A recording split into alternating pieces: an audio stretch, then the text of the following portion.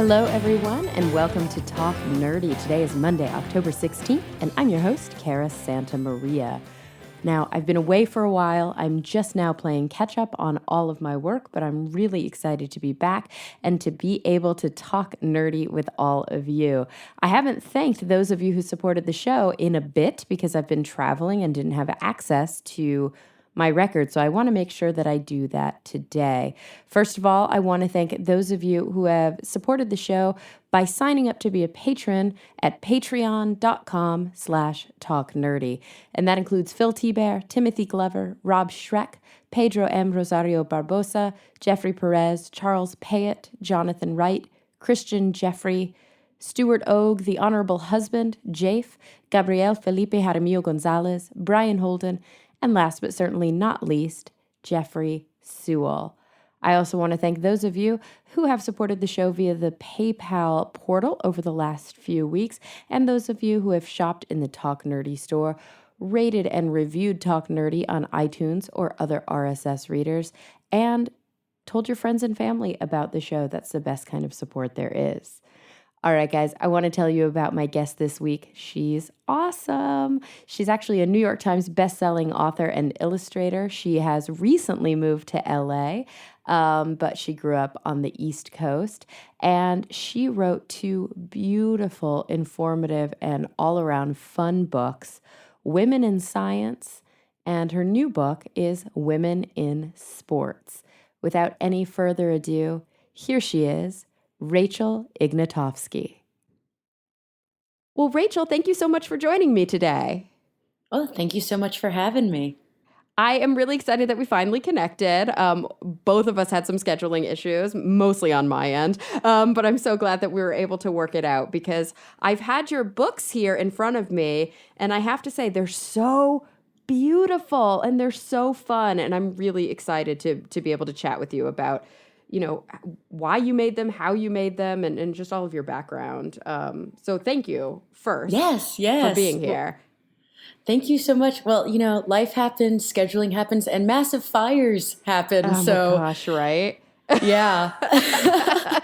It has been a crazy in Los Angeles lately. Crazy all over the country, though, with, just these insane, what they call quote unquote acts of God, just like the weather and the climate and disasters have been really threatening a lot of people where they're living. I mean, we have not had the worst of it in LA, although there have been evacuations and things having to do with fires. But gosh, Houston, Florida, it's been tough. Where are you located?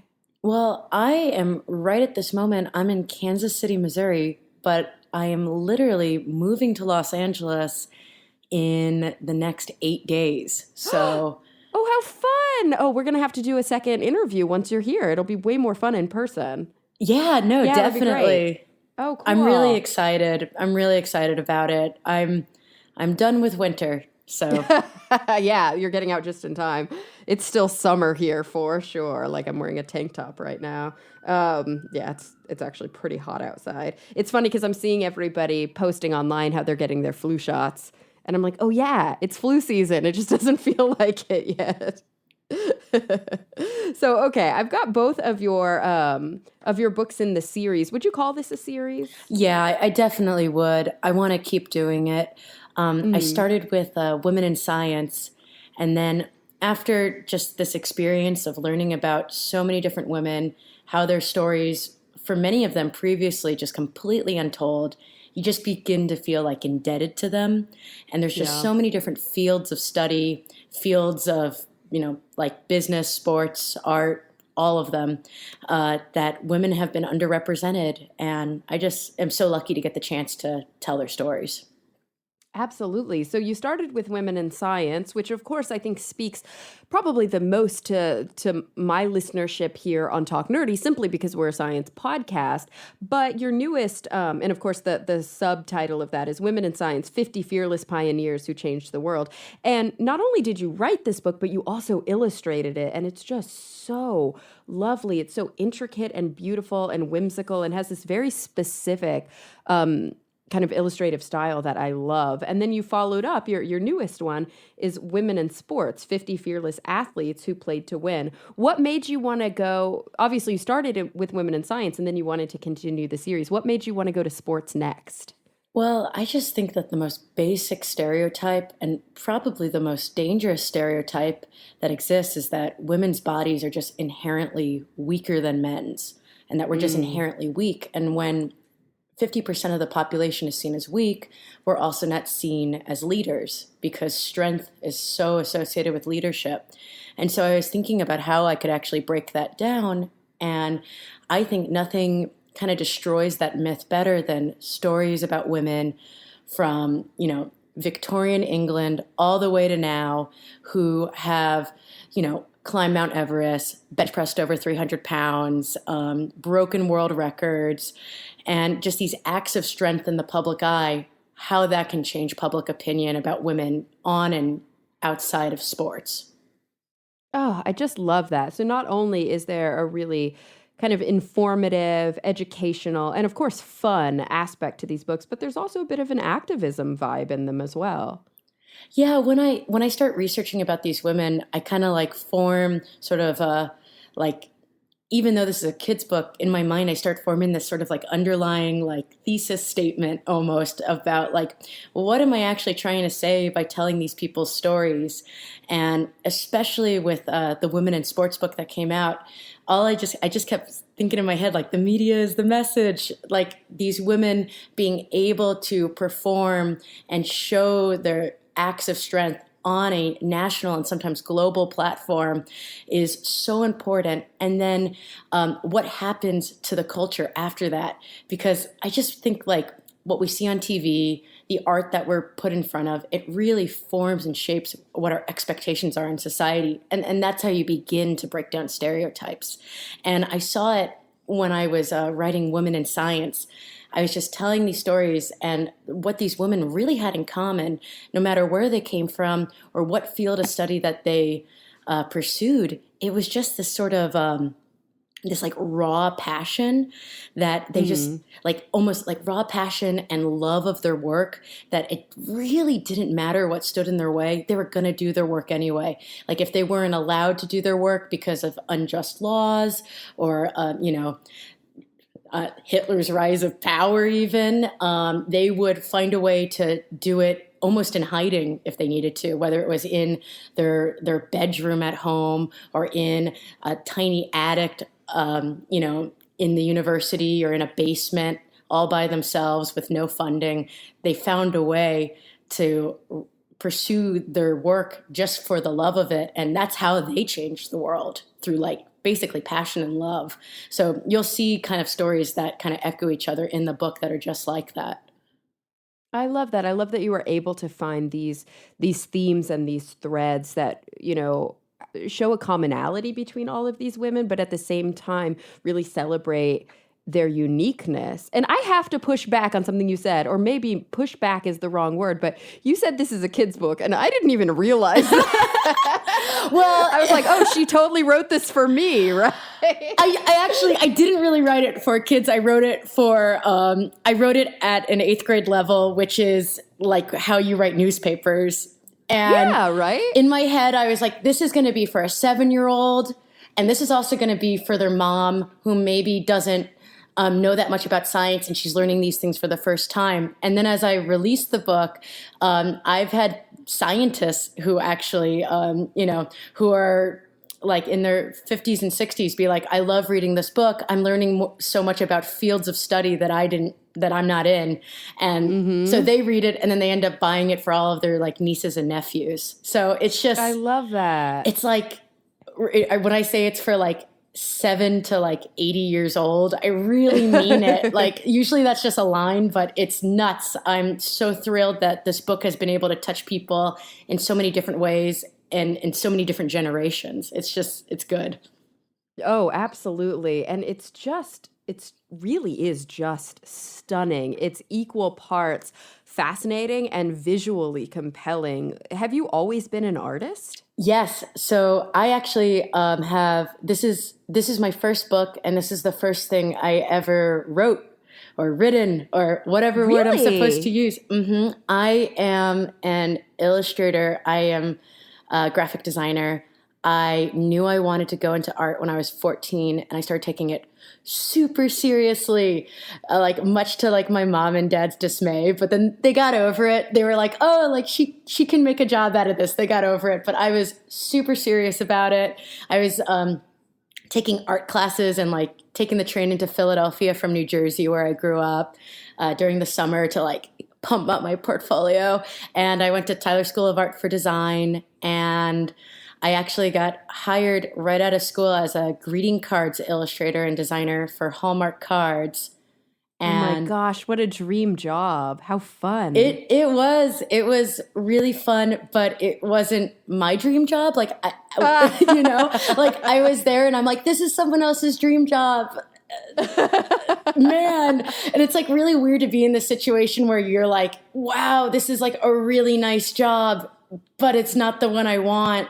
And it's Yeah. and so I quit actually because I wanted to make art that, as much as it's important to say happy birthday, I wanted to make art that didn't say happy birthday. I wanted to talk about subjects that I thought were really important because I knew that I had the skill of being able to organize information that's really dense and to make it Yeah. look cool and make it look fun and really approachable. And I felt like a responsibility to kind of make stuff that was educational. I had so many friends in Teach for America at the time, and I would hear about their stories and what they were working on, and I was like, I want to do stuff that can give them some tools to help out in their classrooms. Absolutely. I it's really, really cool how you were able to make that transition. I think a lot of people have to go through that when they're fresh out of college. I mean, we see this a lot with individuals who studied science. I mostly interview scientists, science communicators, which you are in that camp now. You are a science communicator. But I mostly interview people like that on the show. And I love hearing about their journey, which is why I always dig so deeply into how people got to where they are today, because it's becoming increasingly more common that people will train, for decades in the sciences and even go all the way through to the PhD and then be like, I don't know if I want to be a scientist. Oh no, what am I going to do with my life? And it's really cool to see how many people take their training and put it to work for them in a way that's fulfilling. Obviously as an illustrator, as a graphic designer, there's a lot of different avenues that you could have taken, but you chose this path that was really reflective and kind of fulfilling for you. Like you're doing very important work especially in these books. Oh, thank you so much. I feel like for me and my artwork, one of the real turning points is I was doing these anatomy illustrations, Mm. and I was doing each body system kind of like they were a character. And I did and they look really goofy and they're all slimy and silly. And I did the respiratory system, and there's like this little diaphragm, and he's like squinting and pushing up the lungs with little tiny arms.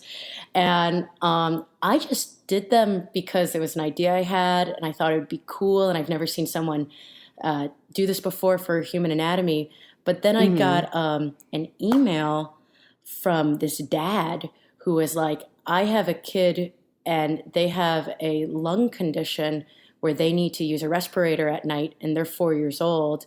And I've never been able to show her what her body really looks like because she gets freaked out by the For actual sure. anatomy drawings that are realistic. Yeah. But this she understands, and now she's not afraid to use her respirator at night.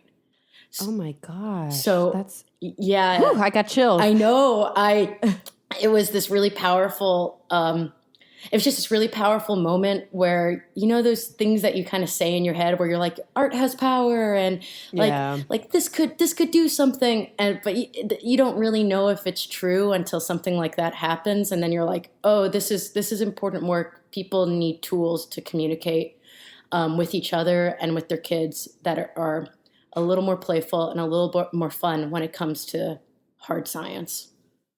Oh, absolutely. I'm flipping through the book right now as we're talking, and by the way, that could be a whole second gig for you. It's like working with hospitals and making these pamphlets for little kids when they're dealing with some of these issues. Like a lot of little kids have to get G tubes, or if they're ever intubated, or if they're, any of these issues that they have to go through. I could see that being really helpful for them, just understanding what's happening when, it can be so overwhelming when you're stuck in a medical situation like that. So I won't take credit. I won't take your 10% or anything, but food for thought. So I'm flipping through this book, and it's just making me realize how much. So I work on another podcast called The Skeptic's Guide to the Universe, and one of the segments on that podcast, one of my co-hosts, Bob Novella, does a segment called Forgotten Superheroes of Science, where he, talks a lot about oftentimes a woman, because oftentimes they're the ones who are forgotten most, or an ethnic minority, who made some sort of big contribution to science and kind of helps people remember these people who aren't always at the top of the textbooks, or, aren't always like the hit Wikipedia searches. And so I feel like there's so much fodder in this book for him. I need to ask him if he's covered all of these women so far. Gosh, can you think of I don't know, this is a mean question to ask. Do you have a favorite? Was there anybody when you were working on it who you were just like, oh my gosh, I am so glad I got to take the time to learn about this person? Man. And of course, I know your science book you did before the sports book, so it might not be quite as fresh in your mind. No, it's like, don't make me choose. But I know, right? I would say Lisa Meitner. I think I'm saying her name right. I always get scared that I'm saying her name wrong because it's like the German pronunciation and all the letters are different. But Lisa Meitner, just learning about her story. So she was working in Germany during a time when women weren't even allowed to go to university. So for her, that meant to be able to do the radiochemistry experiments that she was working on. They put her in the basement, and they wouldn't even let her use the bathrooms. They were like, you could go to the restaurant to use the bathrooms. We don't want to see you in this building because this building is just for men. It's just like the most basic sort of sexism you could even think of. But luckily, it's nuts. But the Prussian government eventually allowed women into university. She becomes one of the first female professors in her field in Germany, and she's accepted into the scientific community. And she starts, discovering new elements and working with her lab partner, Otto Hahn. And together they form this great partnership. And years later, after, some of their really big discoveries, they start trying to create a new element by smashing neutrons into uranium. So they're smashing neutrons into uranium. I'm sure a lot of your listeners actually know this story already. I wouldn't be so sure. Oh, okay. Well, they're smashing neutrons into uranium, and they're trying to create a new element, but their experiment's totally out of whack. They don't know what's going on. They're really confused. It doesn't seem to be working how they expected. And then in the middle of this, Hitler rises to power. And Lisa is also Jewish. So now she has to flee for her life, actually with the help of Niels Bohr. But that's a whole nother story. Oh, wow. And becomes a refugee in, I believe, Switzerland? Or was it Sweden? Let me think. I think it was Sweden. Ooh, it's Sweden. I'm following along with the story perfect. Right now. Yeah, it's Sweden. I'm trying to say it from memory. So she becomes a refugee in Sweden, and she continues to write secret letters to Otto Hahn to figure out what their experiment, what the results were. And while she's in Sweden, she realizes that they weren't creating two different little tiny elements. They were actually, through all that smashing, stretching apart the nucleus and releasing nuclear energy. They had discovered fission, and she figured out basically how they did it. So she writes, which is nuts. Yeah. She writes Otto Hahn back. He publishes without her because she can't return to Germany. He's awarded the Nobel Prize without her, and basically gets complete credit for her work. And people know she was involved, but it's really not in the way that Otto Hahn was treated for this discovery. He was treated like he made the discovery and she basically assisted him. And it's just stories like this where you think about everything they went through, how they just kept persisting, how they would not let what was going on in the world define what they would do with their lives, how they continued their work, and how they changed the world with their work. And even though she wasn't given the proper recognition at the time, now we can recognize her and celebrate her for what she did. It's so, it, I think one of the things that your book does so well is it really puts you in that place where it's one thing to talk about it, kind of in generalities. It's another thing to dive deep into their lives and really understand that, yes, in spite of the odds of what was happening in the world, a lot of these women were working against insane situational odds that, regardless of if they were men or women, would be difficult. But also, there was an era for many of these women where, even if it was your work, it was like just assumed that you must have been a lab assistant because that's just all women were thought to be capable of. And so even in a situation where these women are doing the bulk of the science, the outside perception of them was like, oh, that's nice that you have a good, secretary who's actually a little smarter than most secretaries. And Oh, it's like, yeah. really? Really? And It's that's pretty what nuts. so many of them were overlooked for Nobel Prizes, were overlooked for faculty positions. Lots of them, it wasn't like faculty positions you just couldn't get as a woman. It was just unheard of.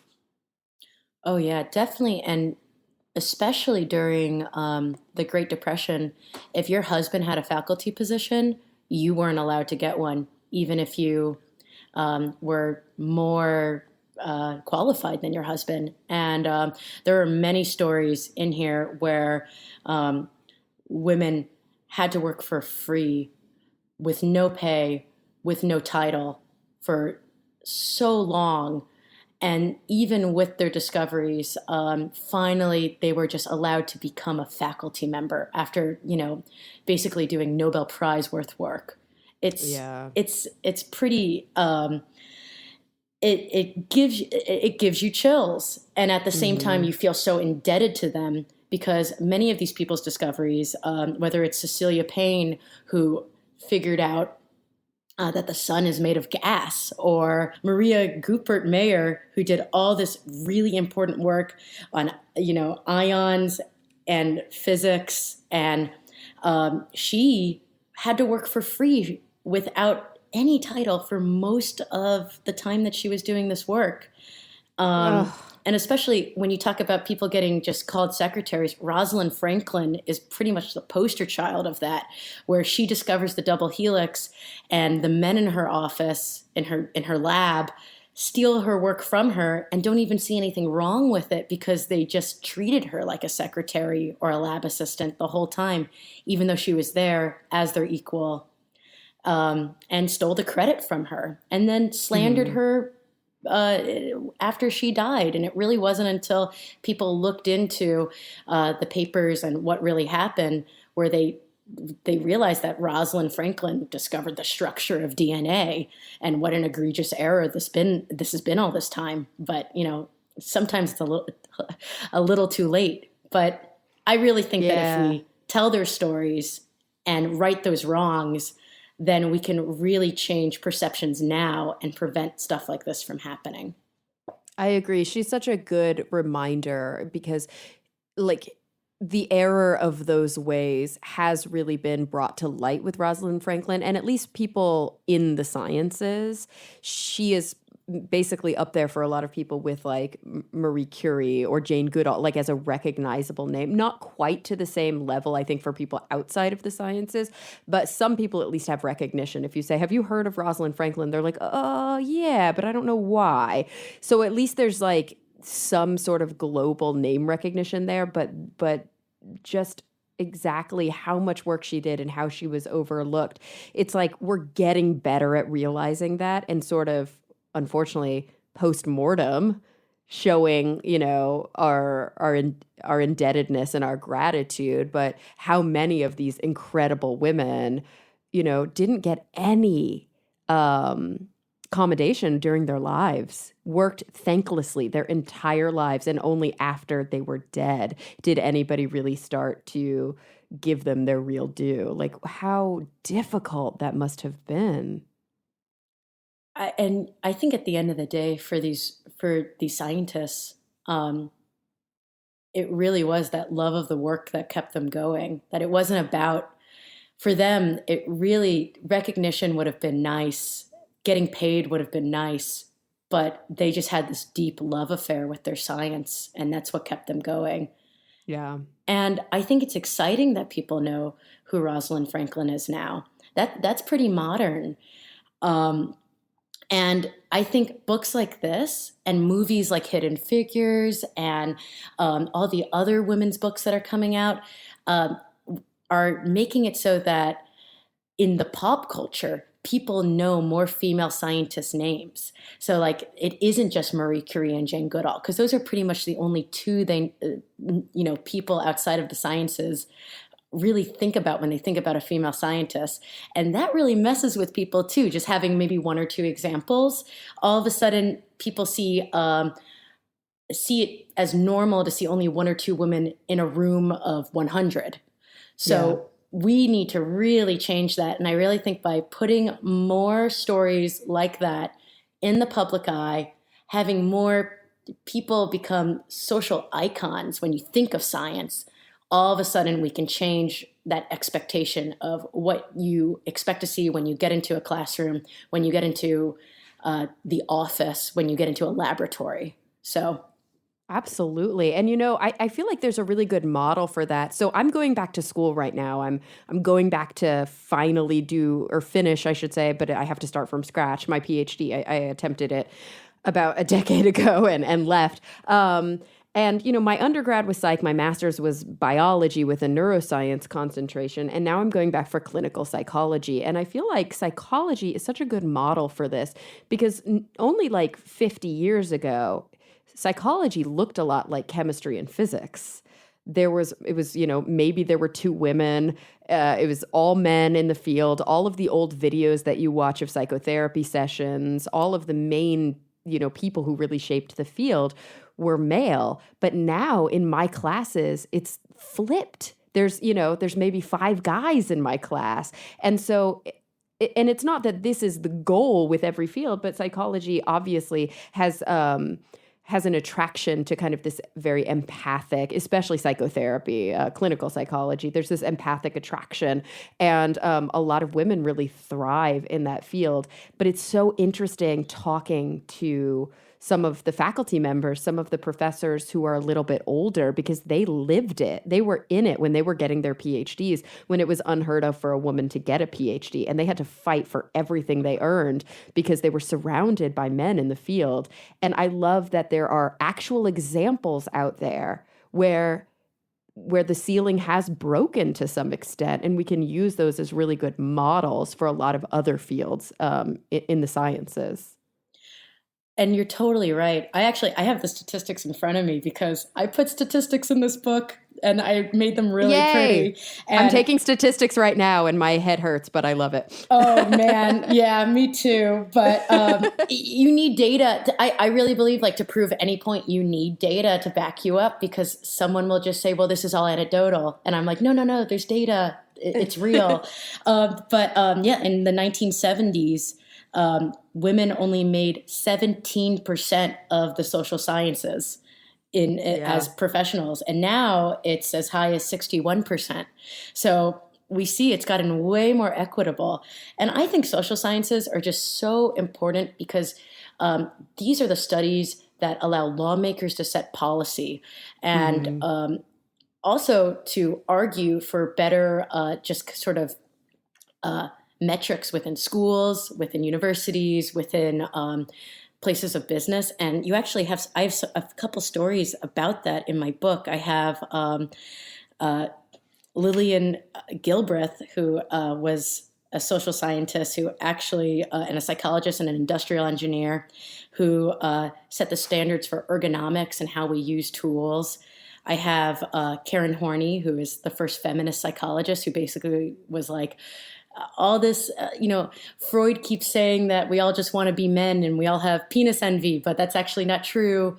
Like society doesn't allow us to have jobs or independence, and maybe that's what we're jealous of. So she was just so important. And then one of the most important people I think there is to psychology and the social sciences in general is Mamie Phipps Clark. And she was the wife of Kenneth Clark. And that's probably what people most know her as the wife of Kenneth Clark, who was so important to Brown versus Board of Education, who spoke in the Supreme Court.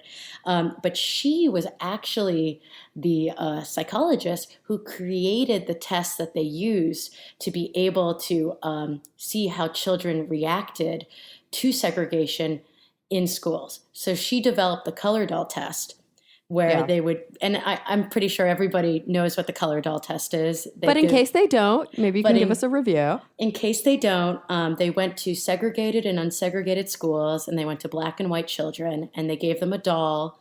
Gave them a choice of dolls that were exactly the same except for their skin color, a black doll and a white doll. And the children that were in segregated schools, the children of color, would choose the white doll, and they would describe the black doll as bad and ugly. And in turn, they were describing themselves as bad and ugly.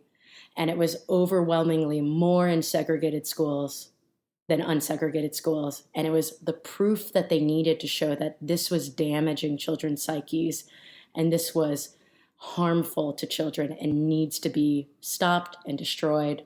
And so they were able to use those findings in the Supreme Court case.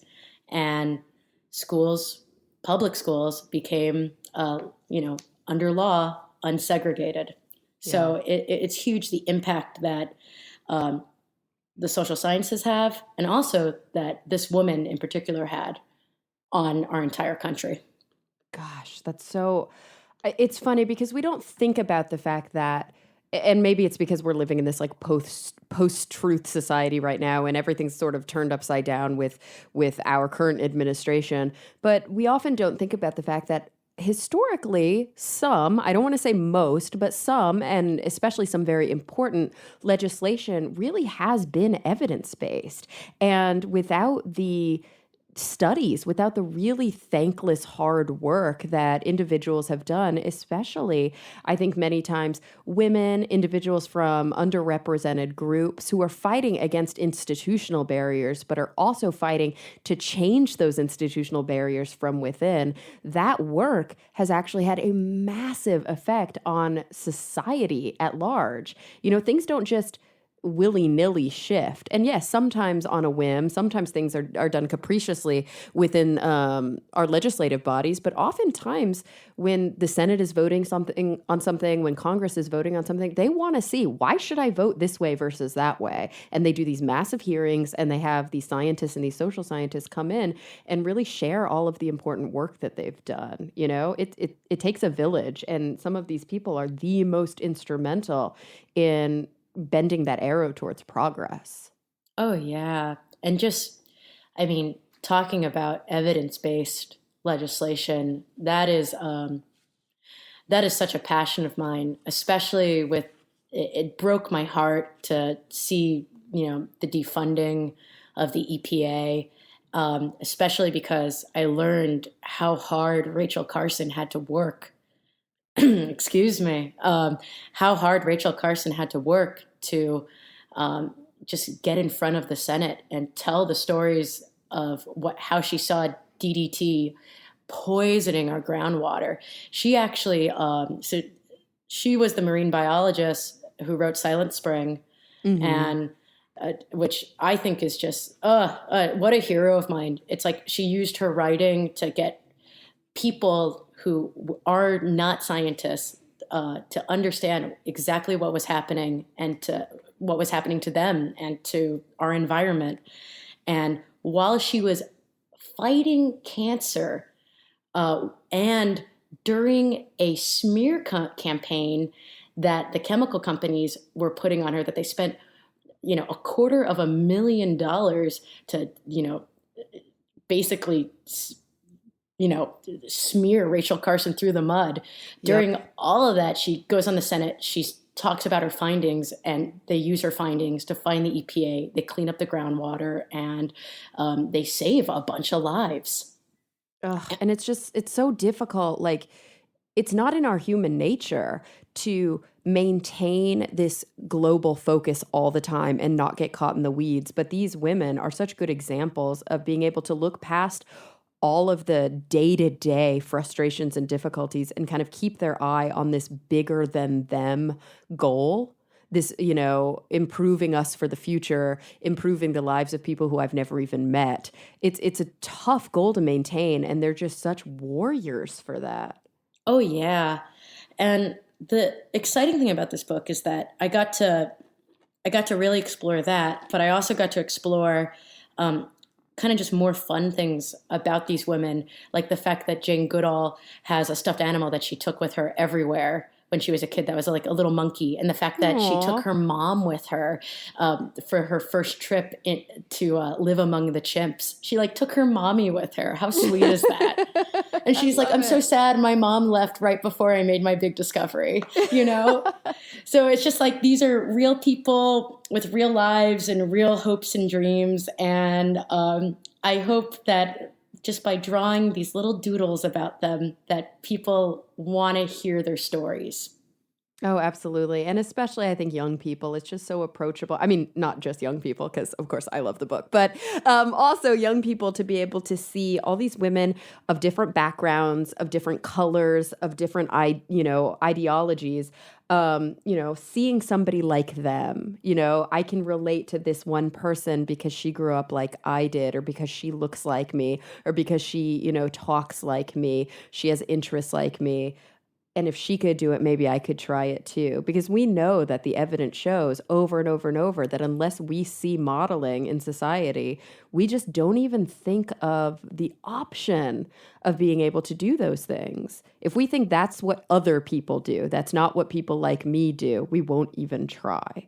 And so being able to give young people an opportunity to see all these women together in a really fun way and a very digestible way, I just think that this book is so incredibly important.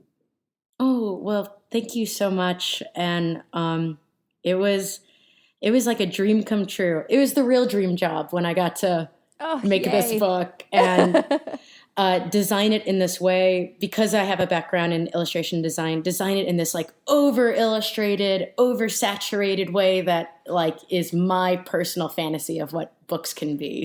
I'm really excited about this next book, Women in Sports, because I really think that there's going to be so many girls who read this and afterwards they're just going to be like, my body is this like capable, strong vessel for myself. And like, I think it's the best way to just empower women, empower their relationship with themselves and their own physical body and a focus on what female bodies are capable of instead of just what they look like. So I'm really excited about the next book too. Absolutely. Okay, so I want to actually switch gears and dive into that because this is your most recent book. When was it published? Wow, really recently. It was published. Man, time keeps flying. I know. Do I have it here? It was like right before Comic-Con. I like count everything by my events. July 18th, 2017. Very recently. There it is. Yeah, it's been a crazy year for me. I got married this year. I'm moving across the country. Oh my gosh, congratulations. Thank you. Comic-Con. Comic-Con's like my North Star right now of like when this book was done. Yes. July. It was early July. It was published. I love it. And so I want to talk first about, before we dive into the wonderful stories, I want to talk first about kind of what informed your decision. You did this great book on women in science. It really inspired you and you thought, gosh, I can do a series. I can do a lot more books like this. So I'm going to dive into the next one. What inspired you to go sports instead of, I don't know, all the options that you have in front of you? There was There was a lot of reasons. And I think for me, I was thinking like, I just did this thing that really focused on the mind. Let me focus on the body now. Just kind of just naturally, I was like, oh, like mind, body. And then maybe like the next one I'm thinking the next one would be women in art. So it's kind of like soul and power in media. So I love it. that, and I just remember during the campaign trail for Hillary, everyone just kept talking about how weak she was and how she's going to be sick and unable to lead. And I just thought, like, out of all the things you could complain about, that's what we're focusing on, whether or not this person who has years of experience, who has, traveled across the country to do diplomacy for the past like 8 years, whether or not she can make it through the end of this campaign trail.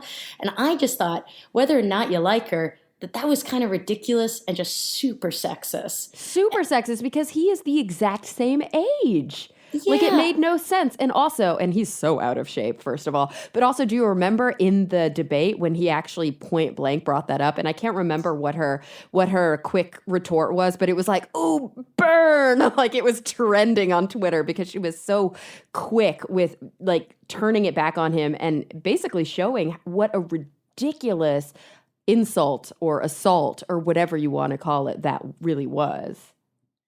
I don't remember what she said exactly, but I remember it so distinctly, just being so upset and disgusted and just being like, this isn't even about politics anymore. This is just straight up, we don't think women are strong enough to lead.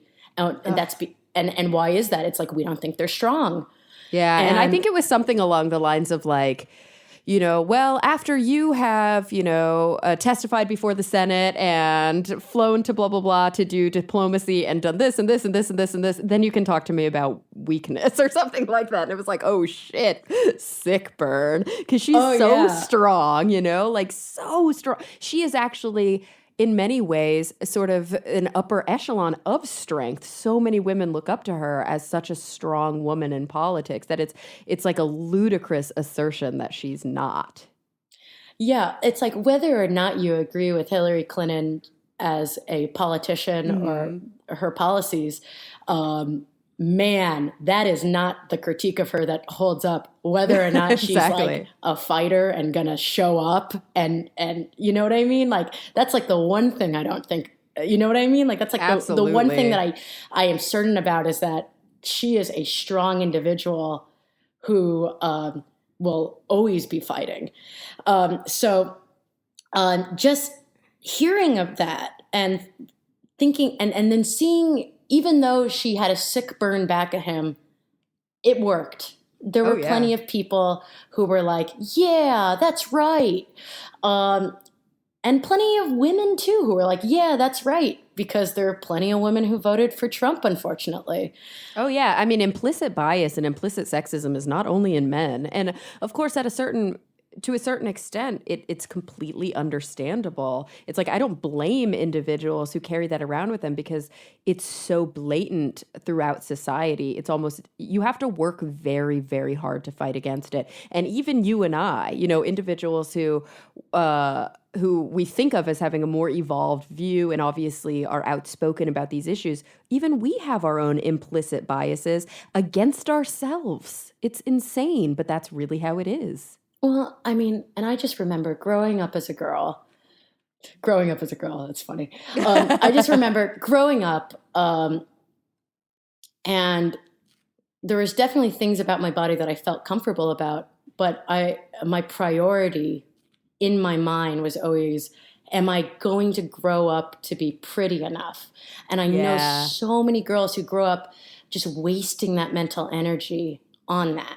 Yeah, not thinking, will I be strong? Will I be healthy? Will I be powerful? But thinking, will boys or girls, whatever the orientation may be, will other people be attracted to me? And will people like me because I'm pretty? I was sorry to pull the focus a little, but I was hanging out with a friend of mine the other day. She's a little bit older than I am, and she has a daughter who is, I think, in third grade now. And I had been on a diet. I had been doing Nutrisystem for a while because I had about 20 pounds that I had put on that I wanted to lose. And it was a good kind of science-based way to do it, counting calories and all that.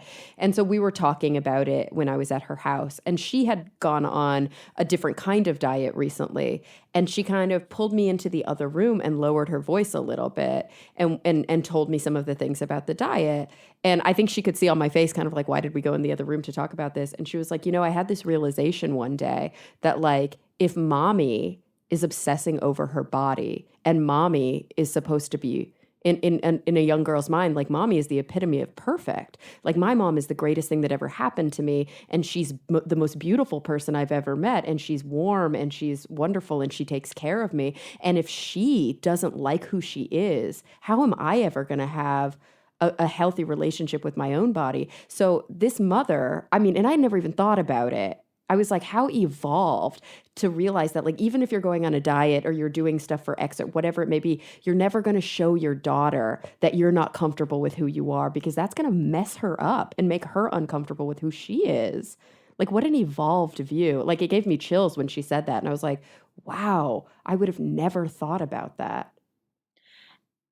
And I think we're seeing so many parents, kind of having a better understanding with their relationship with their own body and their own psyche, and then like making parenting decisions based on that. And what it really comes down to is that, look, everybody wants to look good. Everyone wants to feel beautiful. But for women, it's so heavily said, this is the most important thing about you. Yeah. And that's the problem. The problem isn't whether or not you want to look good in a bikini. Everybody wants to look good in a bikini, or at least feel beautiful in a bikini. It's not about that. It's about that being the most important thing about your body and the most important thing that your body does. And that's what we have to break down. Because little boys aren't being told that. They're being told that their bodies are capable, that their bodies are tools for building things, for winning things. They're tools of strength. And of course, guys also have to struggle with wanting to look good. But when that is the priority of what your body's supposed to do, that's when it starts to really warp with your self-esteem and what you're capable of. And so I was thinking a lot about that kind of stuff. And I thought, if I talk about women athletes, women who have, swam across the English Channel, like I said before, climbed Mount Everest, women who have, won the Olympics, who have broken world records, who have cycled across the country, then all of a sudden I'm talking about women in a way that I never really got to see growing up, which is what their bodies are capable of. So this book is just about awesome women really pushing their bodies to the limit, and then what happens when they win on a national and public stage. How do they actually change the perceptions of people all around them and become advocates for gender equality, for civil rights, within the LGBT community? How do they end up becoming advocates? Because they gained a platform through acts of strength. So I think this book is really exciting. And whether or not you are an athlete, whether or not you just like playing soccer with your friends, or if you're like on the U.S. national soccer team, you have something in this book for you. And I think there's something that you can get out of it. Oh, and also just sure. Learn more about history through the eyes of these women who throughout sports. And you'll see how their clothing changes, how by winning they actually open the field up to like all women. There's so many, there's a woman in here who dressed like a man for 20 years to play polo. She wore a disguise with a little mustache and like totally binded her breasts and wore a suit. And her teammates kept her secret because she was such a good polo player. Mm-hmm. And everyone, she would win all the time. At parties, they would go, "Who's this mysterious Mr. A. Jones? He's such a dashing player." And after a while, she got tired of not being allowed to be in these spaces as a woman. So she actually wrote a letter to the Polo Association saying, if you don't open your doors to women, I'm going to out you that you have actually been playing with a woman this whole time and you've been made a fool of and you have been tricked. So she they were like, oh no, we don't want to be made a fool of. So they opened the doors to all women. And then her daughter becomes the greatest polo player in the world. So Wow. it's these really cool stories about women who just are like, this is just like in science. This is what I love to do. This is my passion. And I don't care what anyone says. I'm going to do whatever it takes to pursue it. And I'm going to be the best at it. And I'm going to show them what I am made of as a woman. Oh yeah, I mean, so many trailblazers in this book, and what I'm noticing that I love so much about it, because this is not my field and it's not an area I've ever really done research.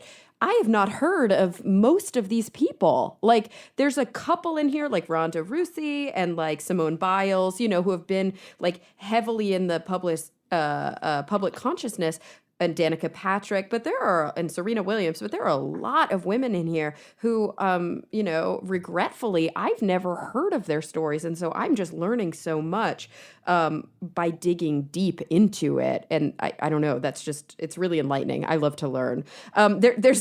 There's a spread in the middle, because it's 50 women in sports who, really are fearless, but you also do these fun vignettes where you do like historical timelines. And then there's a great vignette right in the middle that's just called Muscle Anatomy. And what I love about this, because, I'm attracted to the science stuff, is you go through all of the, major muscle groups and you show these really strong women. It's like an illustration of them. And it reminds me, so there's a local gym where I work out. It's a kind of a personal training gym. And I love my trainer. He's amazing. But I pointed out to him when I first started going there, and it's not his gym, but there are two charts on the wall, like two illustrated graphs. And one of them says, the human musculoskeletal system. And then the next one says the female musculoskeletal system. So for some reason, the default one is the man. And then the woman one actually says, this is what it's like for a woman. It's like, wait, what? Why doesn't it just say the male musculoskeletal system and the female musculo? And also, they're not different. They look different on the body, but we have all the same muscles. And you want to actually hear something funny? So here's a little peek behind the curtain on drawing this. I could not for the life of me find women in these poses when I would type in muscle anatomy. Like, they would show, because I was like trying to find those drawings of like kind of like they're flayed and you really can see all the muscles. Yeah. I couldn't even find that many pictures of bodybuilders who were women in these poses. It was really hard to find. The two poses you used, one is like she's like almost doing a lunge and sort of has her arms up like a shot put person, like she's flexing one muscle and then her other arm's extended. And then the other pose is from behind and she's lifting a heavy weight. So her arms are up over her head and, like a weightlifter, an Olympic weightlifter. And yeah, it's true. When you see the female musculoskeletal system, a lot of the drawings or the images that you see, it looks like they're posing on a freaking red carpet. It's bizarre when you type in like muscle anatomy women, because I wanted more than just like the straight up and down. I really wanted, and it's hard to draw unless you see the pose. It's like they're posing like models, like Hachi Mama, It's and so I'm like, weird. It's kind of weird because I'm like, who is this for? Thanks, internet. Like, I'm like, internet, why you gotta be like that? But so to draw these, and so I have the woman who's on her knees. She's kind of like in a pose that they do during bodybuilder competitions because I kind of it shows off stuff so easily in the space that I had to draw it. I ended up looking at a bunch. I had to like mash up a bunch of references to source to be able to get these poses, even though I'm drawing cartoon women. Yeah. So I actually some of these drawings I had to do by looking at a female anatomy thing in one position and then the male anatomy position in the pose I actually wanted.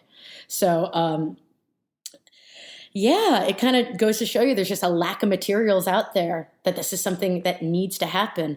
And I just want to let you know, you shouldn't feel bad for not knowing who a lot of these women are, because just like in science, I have included statistics in this book because statistics are the king. Even now, only 3% of media coverage is dedicated to women's sports Oh out my of gosh. the whole pie. Even though women make up 50% of the population and that there's actually pretty much 50% of athletes in America are women, men get 94% of the TV coverage. Around 2% of that is just neutral, both. And I'm rounding these numbers. I'm not saying the decimal points. So if it doesn't add up to 100, just get the book and you'll see the decimal points. But and only 3% are women. And it's actually gotten worse since 1989 to now. Yeah, isn't that interesting? I'm looking. It was 92% men in 1989 and 94.4% men in 2014. And so I don't know if that's a statistically significant difference. So I don't know if it is worse, which is weird, or at least it's not better. Like we can definitely say it has not improved at all, which is crazy. Oh my gosh, I'm supposed to be working on that. Same. I keep saying crazy and nuts, and I'm supposed to be working on it's using okay. those I terms. also always say crazy and nuts. I've had a few listeners point it out to say it's normalizing, and I'm like, I know, I want to work on it. It's bananas. Yes, exactly. Or it's ridiculous. Like especially I just stigmatizing words, but it's so, it's like it's always a struggle. I'm gonna say what it is. It's bad and it's harmful. That's what it is, because when you don't see it, when you don't have access to seeing it, it becomes normal to not see women in those roles. So like if you never see women playing female sports, all of a sudden it just becomes normal in your head. Well, women don't become professional athletes. Why is that? Well, women aren't strong and they're not entertaining to watch in this way. And that's not true, because during the Olympics, we go crazy for the female competitions. And also this last, soccer, what's it called? The last... FIFA? No. The last FIFA. The last world soccer tournament was one of the most watched sporting events on TV. And in fact, that started in 1999 with Mia Hamm. Oh, yeah. I recognize that name. And you recognize that name because it was during that World Soccer Cup that America filled its stands to watch female soccer, filled the Rose Bowl to the brim to watch female soccer, and it got as much viewership in America as the Super Bowl. Wow. So it's possible, but it's possible, not in our culture. And the interesting thing about that story is that FIFA originally was like, no, we don't want that for the U.S. World Cup. Not the U.S. World Cup, for the World Cup set in the USA. We're going to fill smaller venues. We don't think this is going to be watched as much. But one of the women who were on the board actually fought back against it and said, no. We are going to have the same stadiums that are used for the male soccer games, and we are going to fill those seats. And they did it with ease. Yeah. It was a thrilling game. And it made history and actually changed the way that we see female soccer in this country. It's taken much more seriously now, and America actually makes a ton of money off of it. But sadly, there's actually still a pay gap between men and women in soccer that the female team last year actually went to Congress and said, this is unconstitutional. This is against the Equal Pay Act. We need to make sure that FIFA pays us correctly. And Congress sided with them. So we're seeing some change. We're seeing some pushback. Which is really good. But there's still so much work to do. Absolutely. Though. I mean, I wonder how many women who were like star athletes in their high schools decide not to pursue it collegiately or professionally because there's this view in American society, at least, and I would assume in a lot of other parts of the world, where like being an athlete as a man is a career option and being an athlete as a woman is a hobby. Yeah, that's exactly it, which is why programs like Title IX are so important, because they make sure that universities give equal funding and equal scholarship opportunity. Let's underline that, scholarship opportunity, two female athletes. And it's proven that it helps make colleges better. And it also helps these women, a lot of these women, pursue their passions in and outside of their sport. Their sport is a vehicle to education. And it's something that if they want to pursue afterwards, they need to be paid a living wage to be able to do it. And it's important for our young girls to see them do that. Oh, absolutely. Absolutely. Gosh, Rachel, this has been just such a fascinating chat. It's been so wonderful to learn about all of these women who, have not really been in the public consciousness and who have really been kind of forgotten or overshadowed throughout the years. There's so much more, guys, if you dig into her books, Women in Science and Women in Sports. I want to ask you before we tie things up, if you're comfortable answering my final two questions, which I ask everybody, so you'd better be. Oh, then the answer is yes. Okay, they're a bit curvebally, but let's just dive in. So, sort of two sides of the same coin. But when you think about the future, in whatever context is relevant to you, it can be the future of your own life, your career, your family, whatever, or it can be like big or global, the future of society, the future of humanity. Number one. What is the thing that's most disconcerting to you? What is keeping you up the most at night? What is that focal point that you're just frustrated about? But on the flip side of that, what are you actually hopeful for? What are you optimistic about? What are you really looking forward to? Okay, so let's do the good one first. Okay. So, and this is going to go a little off track, but I grew up watching Star Trek: The Next Generation. Hell yeah. And I love it so much, and it's really shaped a lot about me. Mm-hmm. And there's this one episode. This is the dorkiest thing ever. So I'm in the right place. Yep.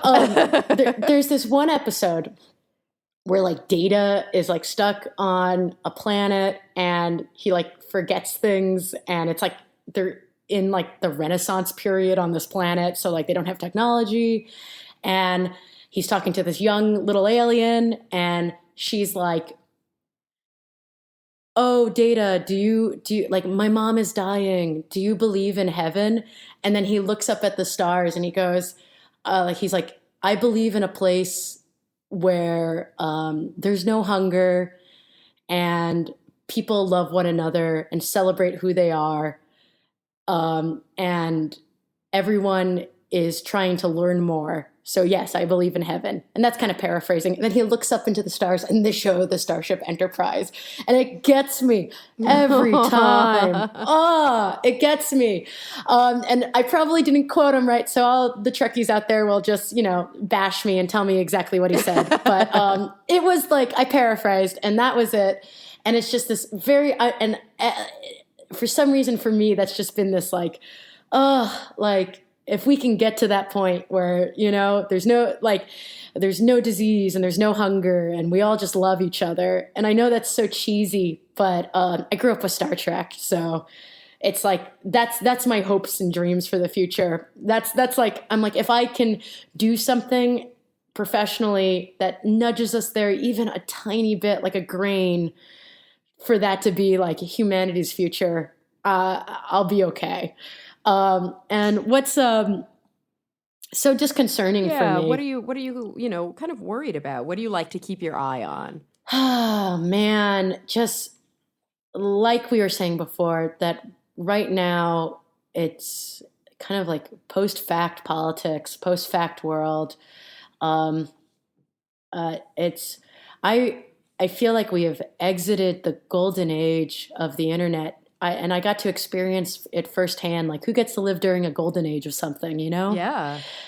And we've exited it into something else. And it concerns me when what I worry about is when large companies and people choose the easiest and most equitable, like money beneficial way of doing something instead of what's right and what needs to be done And right now I feel like the internet is not being used in the way that the people who created it intended it to be. Yeah. Where it was free and a place where people could really exchange ideas and exchange knowledge and start businesses. And right now, I think just with the way that the algorithms are set up, the way people are interacting with the internet, but also the way the internet's interacting with us, it's allowing a lot of people to kind of form these bubbles around their ideas, form these bubbles around their camps of their ideology, whether or not it's good or bad. And instead of the internet being a tool, I feel like a lot of the times we're the tools getting used for clicks. Yeah. So that's what really makes me nervous right now. And I don't know if I said that in an eloquent way or not, but yeah, that's what keeps me up at night. And I think there's going to be a lot of things that need to change. And I think it's going to have to come from the people using the internet, all of us kind of coming together and saying, no, like this isn't about what I click on or ad revenue or this or that. This is about real dialogue, a real expression of ideas, and actually sourced real factual materials. So I think there's hope for it to change. But right now we are definitely in a test. It's a big test, and I hope we all pass it. Yeah, I agree. You know, it's easy to get really down, and obviously it is disconcerting for all of us. But I love your perspective. You seem to be somebody who's good at finding the silver lining and good at noticing that even when things are much more difficult than they were, and there's much more resistance than we've seen historically, although not always historically, but immediately historically, that in a way it sort of shows our resiliency, and it shows how much progress we've actually made. Like the reason that this feels like such a hiccup is because we've been making so much progress. And I think if we maintain that kind of perspective, it can really help us get through the sort of dark days, you know, when we open up Twitter and we're like, oh my God, the world's on fire. And you know what? And just to go back to my books, the women in these books had to deal with so many serious problems, so many darker times in history. Yeah. And through a sense of self and through the love of their work and through a passion to make the world a better place, they were able to help change it for the better and, you know, drive that arrow towards good. And so I think if everyone can just get their head on and decide to do something to push us towards a good and more equitable world that we live in, then there's hope that maybe at the end of it all we'll get Star Trek as the big cherry on top. But yes, it's the thing that keeps me. And this is just a very personal. You're seeing like the personal thought process in my own head for me personally. How many times can I say the word personal? I don't know. A few more would work. A few more, but it's that courage to wake up and to try and do good work. Mm-hmm. Mm-hmm. Even when the whole world is like, you know what, like the whole world is kind of giving you the finger. Yeah. You got to say, it's okay. I know the things I do help individuals in this way, and I'm going to keep doing it because it's the only thing I know how to do. Absolutely. So you got to do it. Absolutely. Well, on that note, I want to thank you again for joining us on the show. I want to make sure everybody knows that Women in Sports, 50 Fearless Athletes Who Played to Win, and also Women in Science, 50 Fearless Pioneers Who Changed the World, are available wherever you can buy books by Rachel Ignotofsky. So make sure you check that out. And Rachel, where can people reach out to say hi? Like, are you active on social media? I'm very active on Instagram. My Instagram is literally at Rachel Ignotofsky. So if you could figure out how to spell my last name, you're in. And if you want to shout out at me, if you have any questions about my work or my book or what it's like being an author and illustrator, I will answer them. And if you want to take a picture of yourself doing something cool or even with my books, I always am happy to regram something that I think looks really, really cool. So, and then you could also visit my website at RachelIgnotofskyDesign.com. Wonderful. Love it. Well, Rachel, thank you so much. This was such a blast. Yes, this was awesome. It was well worth the wait. Absolutely. And hey, everybody listening, thank you for coming back week after week. I'm really looking forward to the next time we all get together to talk nerdy.